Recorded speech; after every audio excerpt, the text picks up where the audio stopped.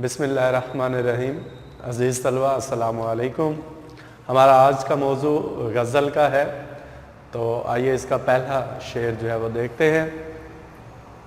सुकून दरकार है लेकिन सुकून हासिल नहीं होता, सुकून दरकार है लेकिन सुकून हासिल नहीं होता, ज़रा जो दिल को ठहरा दे वो दर्द दिल नहीं होता।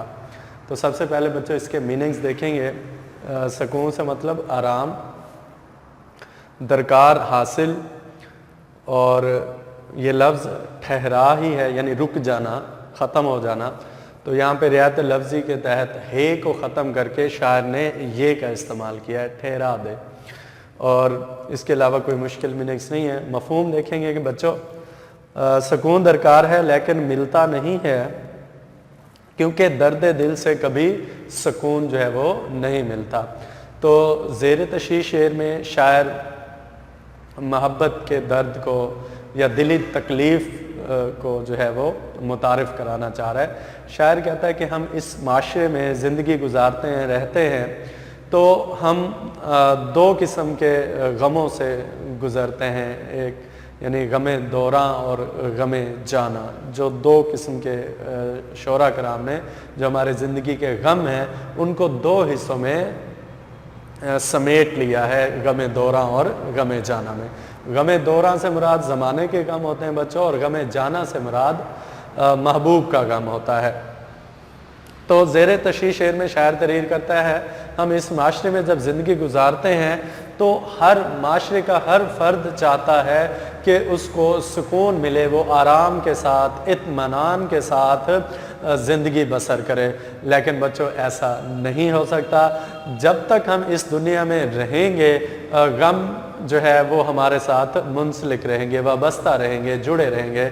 जैसे हमारा जिस्म हमारी रूह के साथ जुड़ा हुआ है, इसी तरीके से बच्चों ये भी एक फ़र्ज़ी बात है, जब तक हम इस माशरे में रहेंगे कोई ना कोई दुख, तकलीफ़, मसाइब, मुसीबतें हमसे मुंसलिक रहेंगी, हमसे जुड़ी रहेंगी। तो ज़ेर तशरीह शेर में भी शायर उन्हीं मुश्किलात का, मसाइब का तज़किरा कर रहा है। शायर कहता है कि मैं चाहता हूँ कि मुझे आराम, सुकून मुयस्सर आ जाए, लेकिन ऐसा नहीं होता कि मुझे सुकून मिल जाए, मुझे आराम मिल जाए, इत्मीनान मिल जाए। तो शायर कहता है ऐसा नहीं होता। एक तो ज़माने के गम होते हैं जो इंसान को जो है परेशान हाल रखते हैं, मुसीबतों में मुब्तला रखते हैं। दूसरा जो गमे जाना होता है, जो महबूब का गम होता है, शायर ये समझता है कि ज़माने के गम हैं वो तो हैं ही, उनमें उलझा हुआ हूँ, उससे सुकून हासिल नहीं हो सकता। चलो महबूब मिल गया है, अब ज़माने के गम जो है वो ख़त्म हो जाएंगे, मेरा साथी मिल गया, हमदम मिल गया, मेरा दुख दर्द बांटने वाला मिल गया। लेकिन ऐसा नहीं होता। जब वो ऊंचे इश्क में, मोहब्बत की गली में कदम रखता है तो महबूब भी संग दिल होता है, वो भी बेवफाई करता है, संग दिली करता है। तो इसलिए उसके दिल को जो है वो सुकून मुयस्सर नहीं आता। इसलिए शायर कहता है कि जब इंसान इश्क की गली में कदम रख लेता है तो वो फिर दिल को कभी भी सुकून नहीं देते।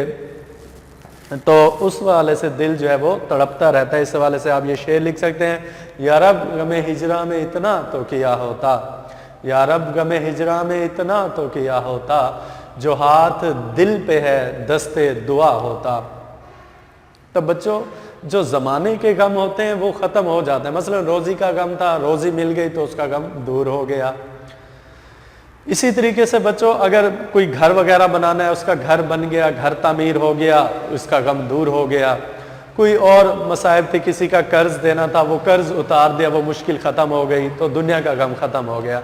लेकिन बच्चों जो दर्द दिल होता है ये कभी भी ख़त्म नहीं होता। एक दफ़ा जब दिल का रोग लग जाए तो उसके बाद कभी भी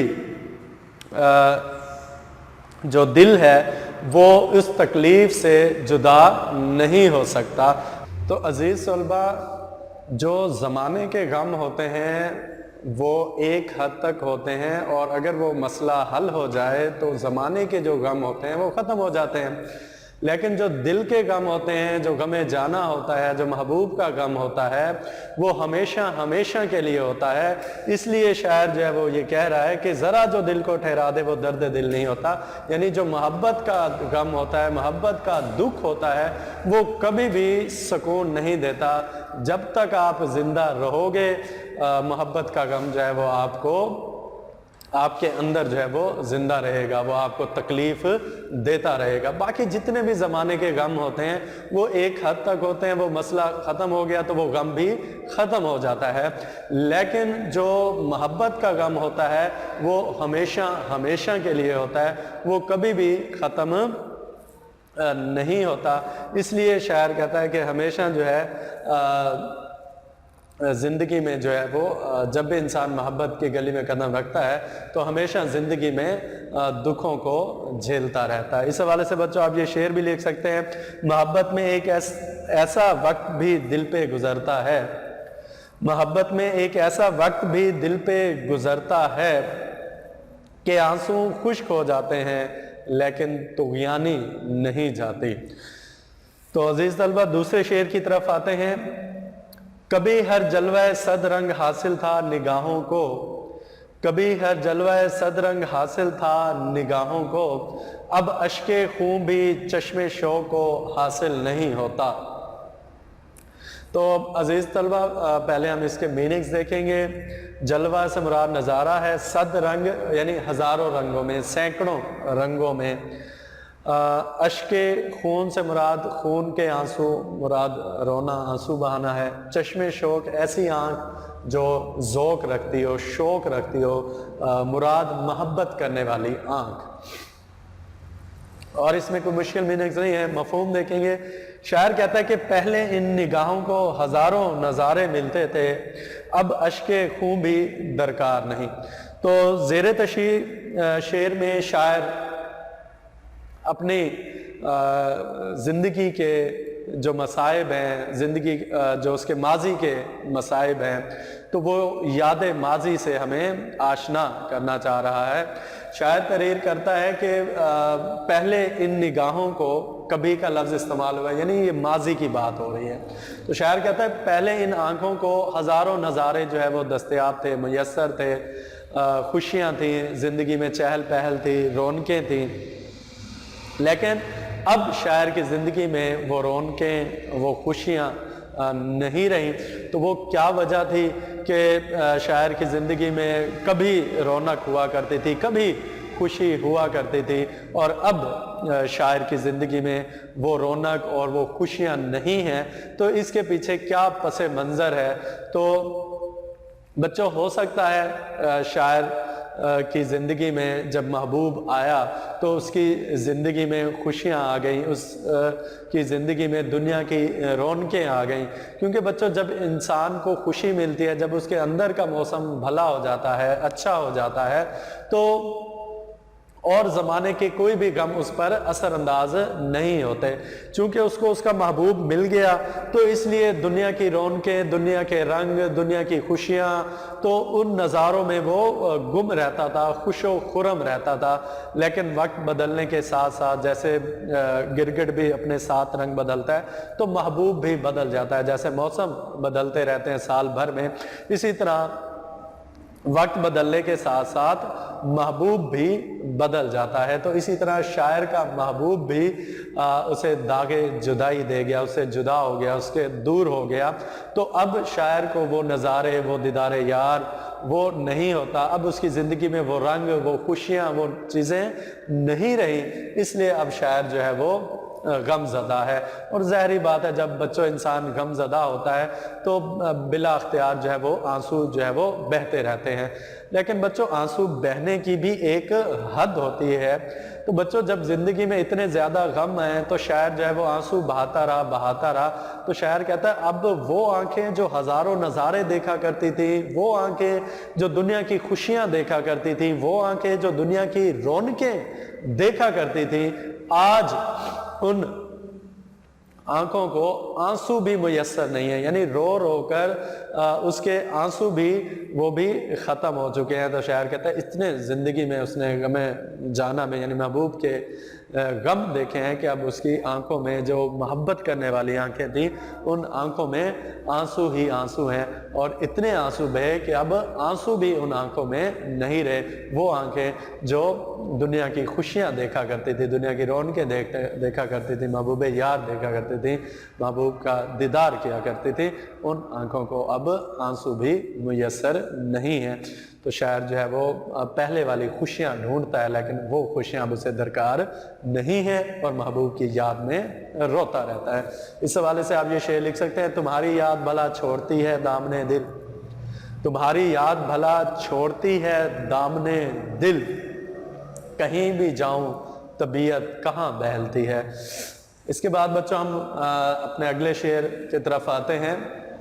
ہر ایک کار تمنا پر یہ مجبوری یہ مختاری، ہر ایک کار تمنا پر یہ مجبوری یہ مختاری، مجھے آسان نہیں ہوتا تجھے مشکل نہیں ہوتا۔ تو اس میں کوئی مشکل میننگز نہیں ہے۔ کار مطلب کام ہوتا ہے، اور تمنا خواہش، یعنی کسی بھی کام کی تکمیل کی خواہش کرنا۔ یہ مجبوری یعنی مجبور ہوں، کون مجبور ہے؟ شاعر مجبور ہے۔ یہ مختاری یعنی کسی بھی کام کا اختیار ہونا۔ تو شاعر کے کہنے کا مقصد ہے کہ کسی بھی خواہش کی تکمیل جو ہے وہ میرے لیے مشکل ہے، لیکن اے محبوب تم اس کا اختیار رکھتے ہو، میں اس کا اختیار نہیں رکھتا، تم اس کا اختیار رکھتے ہو۔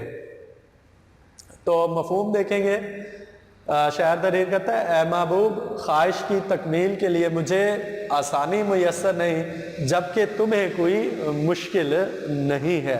تو زیر تشریح شعر میں شاعر ایک عاشق کی بے بسی کا مضمون باندھ رہا ہے۔ شاعر تحریر کرتا ہے کہ جب انسان کوچہ عشق میں قدم رکھتا ہے تو ایک عاشق کے لیے مشکلات ہی مشکلات ہے، ایک مشکلات کا پہاڑ کھڑا ہو جاتا ہے، ایک مشکلات کا انبار اس کے سامنے لگ جاتا ہے، لیکن محبوب کے سامنے کوئی مشکل نہیں ہوتی۔ عاشق کو ہی ہمیشہ مشکلات کا سامنا کرنا پڑتا ہے۔ اسی طرح شاعر بھی اسی بات کا، اسی بے بسی کا مظاہرہ کر رہا ہے۔ شاعر تحریر کرتا ہے کہ جب عشق کی گلی میں قدم رکھو تو ہمیشہ اپنی خواہش کو پایا تکمیل کرنے کے لیے، اپنی خواہش کو مکمل کرنے کے لیے ایک عاشق کو ہی کانٹوں بھری راہ سے گزرنا پڑتا ہے، مشکلات سے گزرنا پڑتا ہے، مصیبتوں کو جھیلنا پڑتا ہے، لیکن جو ایک محبوب ہوتا ہے اس کے لیے کوئی مشکلات نہیں ہوتی، اس کے لیے آسانی ہی آسانی ہے۔ اب کیا شاعر کے لیے کیا عاشق کے لیے کیا مشکلات ہوتی ہیں اور محبوب کے لیے کیا کیا آسانیاں ہوتی ہیں؟ تو اس بات کو ذرا دیکھیں گے بچوں۔ جیسے ہی ایک عاشق جو ہے عشق کی گلی میں قدم رکھتا ہے تو اس کے سامنے مشکلات کا ایک انبار لگ جاتا ہے۔ یعنی سب سے پہلی مشکل تو یہ کہ اس نے عشق کی ابتدا کر لی، تو عشق کی ابتدا کرنا اس کے لیے وبال جان بن جاتا ہے۔ یعنی اب عشق کا جو پھول ہے اس کے دل میں کھل اٹھا ہے، تو سب سے پہلی مشکل تو اسے یہ ہوتی ہے کہ وہ یہ بات جو محبت کا پھول اس کے دل میں کھلا ہے، یہ بات اب محبوب تک کیسے پہنچا ہے، یہاں سے اس کے لیے مشکل کھڑی ہو جاتی ہے۔ اب جو محبوب ہے وہ دیکھیں اس کے لیے آسانی ہے، وہ اب اس کی محبت کا جواب دے یا نہ دے یہ اس کے اوپر منحصر ہے۔ یہ یعنی محبوب کے لیے آسانی ہے، عاشق کے لیے مشکلات ہے۔ اگر محبوب اظہار محبت کر بھی دے پھر بھی بیچارہ مشکل میں، پتہ نہیں آگے اس کو جواب کیا ملتا ہے، تو اس کے لیے مشکلات ہی مشکلات ہیں۔ لیکن محبوب کے لیے زندگی میں آسانی ہی آسانیاں ہوتی ہیں کہ اب وہ اس کی مرضی ہے کہ وہ اس کو عاشق کو اس کی محبت کا جواب ہاں میں دے یا نہ میں دے یا جیسے بھی، تو اس کے لیے آسانیاں ہیں۔ لیکن ایک عاشق جو ہے اس کے لیے مشکلات کھڑی ہیں۔ وہ پہلی مشکل یہ آتی ہے کہ وہ عشق کا اظہار کیسے کرے، دوسری مشکل اس کے لیے یہ ہوتی ہے کہ اگر اس نے اظہار محبت کر بھی دیا ہے تو اس کا جواب ہاں میں ملنے والا ہے یا نہ میں ملنے والا ہے۔ تو محبوب کا دیدار کرنا، محبوب سے گفتگو کرنا، اس سے بات چیت کرنا، تو ہر جگہ پہ عاشق کے لیے مشکلات ہی مشکلات ہوتی ہیں، چاہے دیدار کرنا ہو، چاہے گفتگو کرنی ہو، چاہے اظہار محبت کرنا ہو، تو ہر جگہ پہ عاشق کے لیے مشکلات ہی مشکلات ہوتے ہیں۔ کسی بھی خواہش کی تکمیل کے لیے اسے بہت سی مشکلات سے گزرنا پڑتا ہے، جبکہ محبوب کے لیے کوئی بھی ایسی مشکل نہیں ہوتی۔ اس حوالے سے بچوں شعر بھی لکھ سکتے ہیں: ایک طرز تغافل ہے سو وہ ان کو مبارک، ایک طرز تغافل ہے، سو وہ ان کو مبارک، ایک عرض تمنا ہے جو ہم کرتے رہیں گے۔ تو اس غزل کا بقیہ حصہ انشاءاللہ بچوں ہم اگلے لیکچر میں پڑھیں گے۔ اپنا بہت سا خیال رکھیے گا۔ اوکے بچوں، اللہ حافظ۔